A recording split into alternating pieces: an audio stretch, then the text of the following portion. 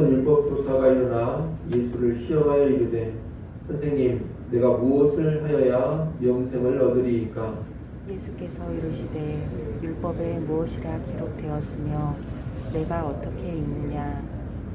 대답하여 이르되 내 마음을 다하며 목숨을 다하며 힘을 다하며 뜻을 다하여 주 너의 하나님을 사랑하고 또한 내 이웃을 내 자신같이 사랑하라 하였나이다. 예수께서 이르시되 내 대답이 옳도다. 이를 행하라. 그러면 살리라 하시니 그 사람이 자기를 옳게 보이려고 예수께 여짜오되 그러면 내 이웃이 누구니이까? 예수께서 대답하여 이르시되 어떤 사람이 예루살렘에서 여리고로 내려가다가 강도를 만나매 강도들이 그 옷을 벗기고 때려 거의 죽은 것을 버리고 갔더라. 마침 한 제사장이 그 길로 내려가다가 그를 보고 피하여 지나가고 또 이와 같이 한 레위인도 그곳에 이르러 그를 보고 피하여 지나가되 어떤 사마리아 사람은 여행하는 중 거기 이르러 그를 보고 불쌍히 여겨 가까이 가서 기름과 포도주를 그 상처에 붓고 싸매고 자기 짐승에 태워 주막으로 데리고 가서 돌보아 주니라. 그 이튿날 그가 주막 주인에게 데나리온 둘을 내어주며 이르되 이 사람을 돌보아 주라. 비용이 더 들면 내가 돌아올 때에 갚으리라 하였으니 내 생각에는 이 세 사람 중에 누가 강도 만난 자의 이웃이 되겠느냐? 이르되 자비를 베푼 자니이다. 예수께서 이르시되 가서 너도 이와 같이 하라 하시니라. 그들이 길 갈 때에 예수께서 한 마을에 들어가심에 마르다라 이름하는 한 여자가 자기 집으로 영접하더라. 그에게 마리아라는 동생이 있어 주의 발치에 앉아 그의 말씀을 듣더니 마르다는 준비하는 일이 많아 마음이 분주한지라. 예수께 나아가 이르되 주여 내 동생이 나 혼자 일하게 두는 것을 생각하지 아니하시나이까? 그를 명하사 나를 도와주라 하소서. 주께서 대답하여 이르시되 마르다야 마르다야 네가 많은 일로 염려하고 근심하나 몇 가지만 하든지 혹은 한 가지만이라도 족하니라. 마리아는 이 좋은 편을 택하였으니 빼앗기지 아니하리라 하시니라. 아멘. 오늘 본문은 율법 교사와 예수님과의 대화 그리고 마르다와 마리아의 이야기를 기록하고 있습니다. 25절부터 37절까지 말씀은 한 율법 교사와 예수님과의 대화입니다. 한 율법 교사가 예수님을 시험하기 위해 질문을 했습니다. 무엇을 해야 영생을 얻느냐는 질문입니다. 시험하기 위해 질문했다는 것은 예수님의 수준을 한번 평가해 보려고 질문을 했거나 아니면 예수님의 부족함을 드러내기 위한 목적으로 질문했음을 의미합니다. 여하튼 질문의 의도가 순수하지 않았다는 겁니다. 이 질문에 예수님은 율법에 무엇이라고 기록됐느냐, 너는 어떻게 읽느냐라고 역으로 물어보시면서 율법교사의 견해를 묻습니다. 이에 율법교사는 하나님 사랑과 이웃 사랑을 말합니다. 27절 말씀을 여러분이 한번 읽어보십시오. 27절 읽습니다. 대답하여 이르되 내 마음을 다하며 목숨을 다하며 힘을 다하며 뜻을 다하여 주 너의 하나님을 사랑하고 또한 내 이웃을 내 자신같이 사랑하라 하였나이다. 아멘. 이 내용은 신명기 6장 5절 말씀과 레위기 19장 7절 말씀에 근거한 것입니다. 율법교사는 이 두 구절을 율법의 핵심으로 이해하고서 이렇게 대답한 것입니다. 예수님은 율법교사의 대답을 옳다고 인정해 주시고 이를 행하라 그리하면 살리라 라고 선언하십니다. 율법교사는 율법의 핵심을 정확하게 알고 있습니다. 하지만 그에게 필요한 것은 뭐냐? 그저 아는데 그치는 것이 아니라 알고 있는 그 바른 지식을 행하는 것입니다. 아는 것도 중요하지만 그보다 더 중요한 것이 행하는 것이라는 사실입니다. 이 행함의 중요성을 알았더라면 율법교사는 하나님이 되시고 또 이웃이 되는 예수님을 시험하려는 의도로 질문하지는 않았을 것입니다. 그것은 하나님을 사랑하는 것도 이웃을 사랑하는 것도 아니기 때문입니다. 바르게 알고 그 바른 지식대로 순종하는 것, 그것이 참된 믿음이고 거기에 영생의 길이 있습니다. 그러나 이 율법 교사는 그렇게 하고 있지 못한 것입니다. 우리는 이 부분에서 우리 역시 바른 지식을 아는 데서 그치는 것이 아니라 알고 있는 바른 지식을 행하는 삶으로 나아가야 한다는 것을 배우게 됩니다. 구원은 믿음으로 받습니다만 구원을 주는 참된 믿음은 반드시 행함을 수반하게 되어 있습니다. 행함을 수반하는 참된 믿음, 그 믿음이 영생을 얻게 하고 구원을 얻게 하는 것입니다. 이 기본적인 원리, 기본적인 진리를 우리가 꼭 기억하고 있어야 되겠습니다. 예수님이 이렇게 율법의 핵심인 사랑을 행하라, 그래야 영생을 얻을 수 있다라고 말씀하시자 이 율법 교사는 이제 자기를 옳게 보이려고 또 다른 질문을 합니다. 자기를 옳게 보이려고 질문했다라는 것은 자신이 그 계명을 잘 지키는 사람이라는 것을 과시하기 위한 목적으로 질문을 했다는 뜻입니다. 율법교사는 그런 목적으로 내 이웃이 누구입니까? 라는 질문을 던집니다. 아마 율법교사는 이 질문에 대한 예수님의 답을 매개로 해서 자기가 이웃을 사랑하는 사람이라는 것을 드러내려고 했던 것 같습니다. 그런데 예수님은 바로 답을 주시지 않고 비유 하나를 말씀하십니다. 흔히 선한 사마리아인의 비유라고 불리우는 것입니다. 한 사람이 예루살렘에서 여리고로 내려가다가 강도들을 만났습니다. 강도들은 그의 옷을 벗기고 구타하여 거의 죽게 만들어 놓고 떠났습니다.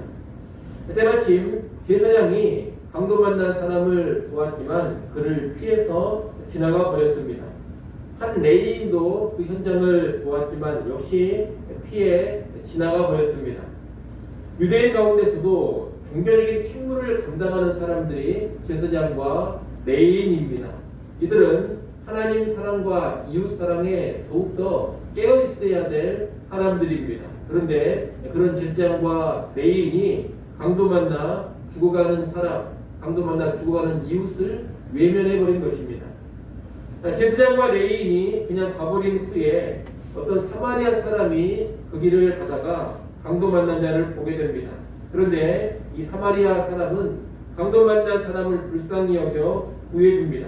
그는 강도 만난 사람에게 기름과 포도주를 바르고 상처를 싸매어 줬습니다.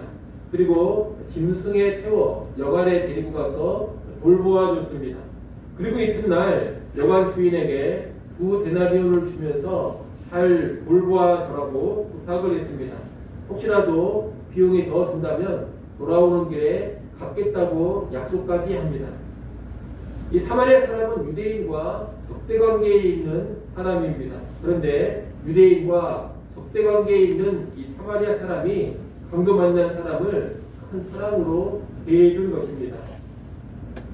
이러한 비유를 말씀하시고서 예수님은 율법교사에게 묻습니다.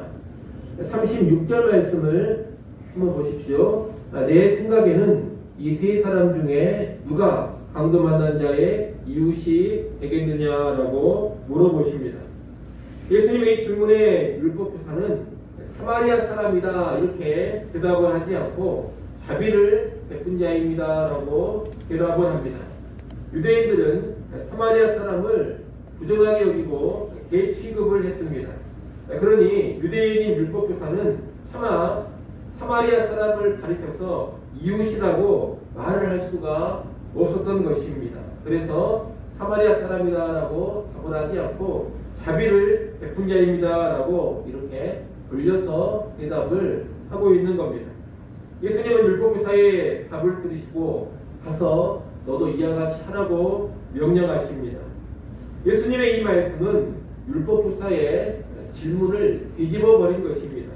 율법교사는 누가 내 이웃입니까? 이렇게 질문을 했습니다.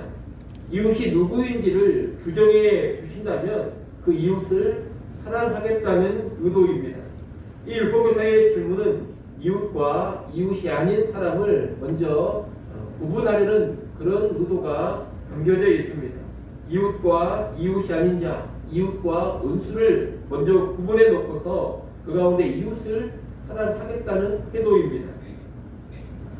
이런 질문하는 율법교사의 의식에는 사마리아 사람 같은 경우에는 아예 이웃으로 여기지 않으리라는 그런 사고방식이 깔려 있습니다. 그에 있어 사마리아 사람은 이웃이 될 수도 없고 사랑을 베풀 대상도 아닌 것입니다. 그러나 예수님의 말씀은 전혀 다른 접근을 하고 있습니다. 이웃을 먼저 규정해 놓고 사랑할 것이 아니라 누가 됐든지 간에 힘들고 어려운 사람에게 사랑을 실천한다면 그때 그 사람이 이웃이 된다는 것입니다. 달리 말하면 이웃을 규정해 놓고서 사랑할 것이 아니라 사랑을 행함으로써 이웃이 되라는 겁니다. 아주 적극적인 이웃 사랑을 예수님이 가르쳐 주시는 겁니다. 이 예수님의 말씀에 따르면 원수도 사랑하면 이웃이 되는 겁니다. 예수님이 말씀하시는 이웃 사랑은 바로 이런 수준의 이웃 사랑입니다. 우리는 예수님의 말씀을 기억하면서 적극적인 이웃 사랑의 실천자가 되어야겠습니다. 이웃을 먼저 규정해 놓고서 미리 정해 놓은 이웃에게만 사랑을 행하려고 해서는 안 됩니다. 누가 됐든지 도움이 필요한 사람, 사랑이 필요로 하는 사람, 그 사람에게 가서 이웃이 되어줘야 하는 겁니다. 그 사람을 돕고 자비를 베품으로써 이웃이 되어주는 사람, 이런 사람들이 진정한 하나님의 백성이요 이웃 사랑의 기명을 온전히 실천하는 사람인 것입니다. 이를 하시고 여러분 인생을 살아가실 때 이런 적극적인 이웃 사랑을 실천하시기를 바랍니다. 내가 사랑을 베풀 대상이 누구인가 먼저 규정해 놓지 마십시오. 그 사람은 내가 도울 사람이 아니다 이렇게 미리 정해 놓지 마십시오. 누가 됐든지 간에 사랑을 필요로 하는 사람이라면 적극적으로 다가가서 사랑을 실천하시고 그의 이웃이 되어주시기를 간절히 소원합니다. 이어지는 38절로 42절은 마르다와 마리아의 이야기입니다. 예수님 이름은 예루살렘으로 향하는 길에 한 마을에 들어가십니다. 거기서 마르다가 자기 집으로 예수님을 영접했습니다. 이때 마르다의 동생인 마리아는 예수님의 발치에 앉아서 예수님의 말씀을 듣습니다. 그에 비해 마르다는 집으로 모신 예수님을 대접하기 위해서 이것저것 준비하느라 마음이 분주했습니다.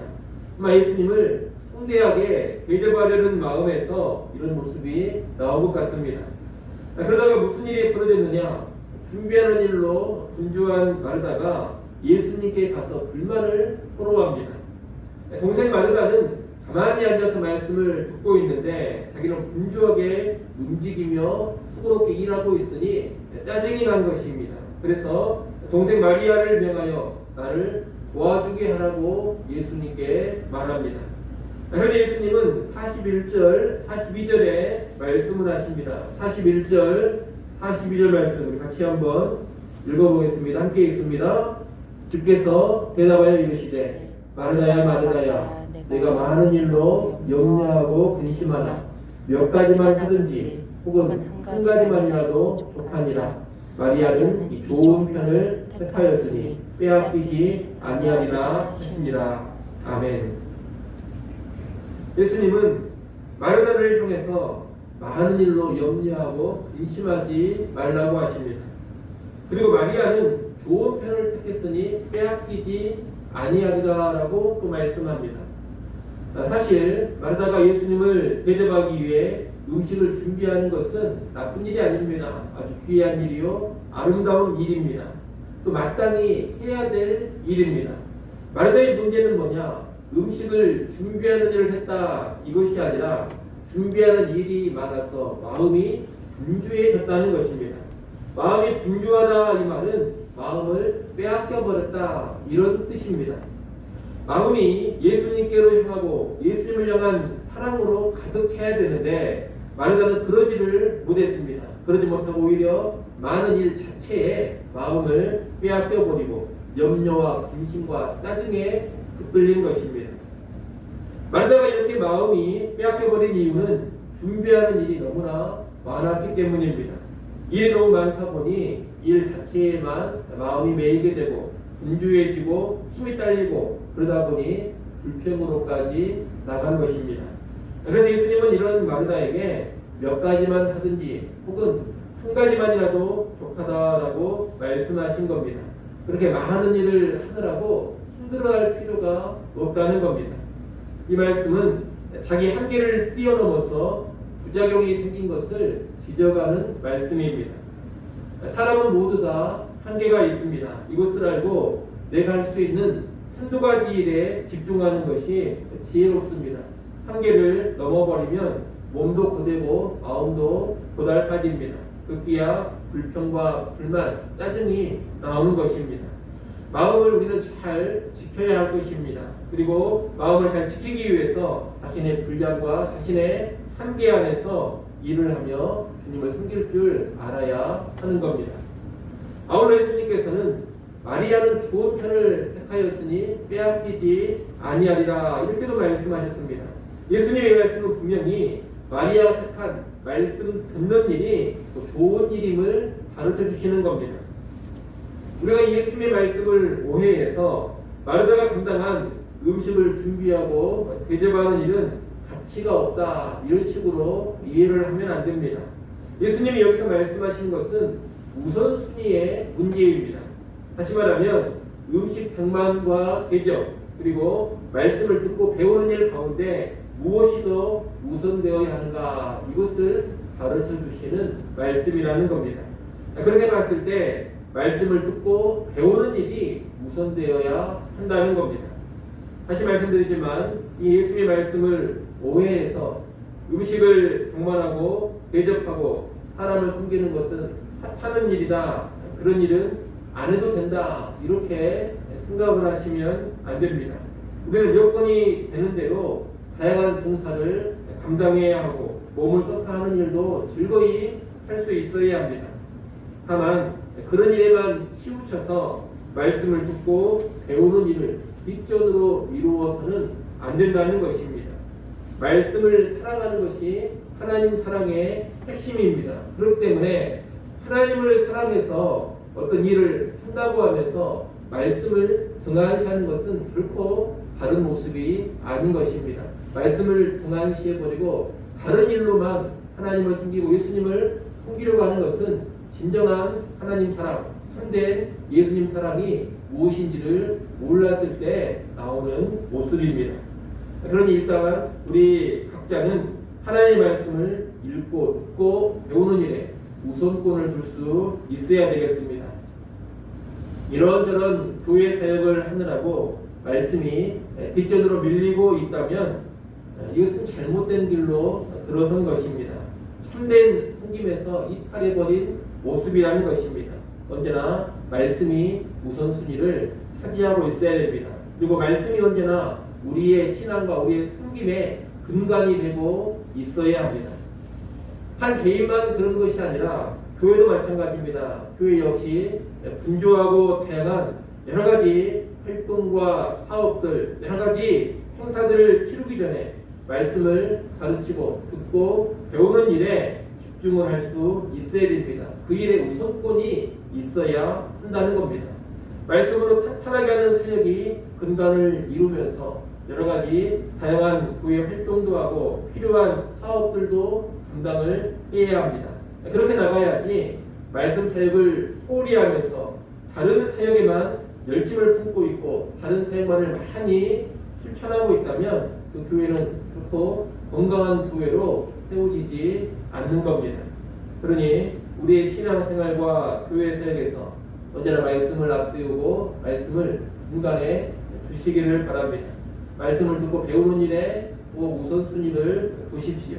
그 일이 더 좋은 것입니다. 이를 명심하시고 말씀을 잃어버리거나 말씀을 빼앗기지 않는 가운데 필요한 여러 사역들을 잘 감당해가는 우리 모두가 될 수 있기를 간절히 소원합니다. 기도하겠습니다.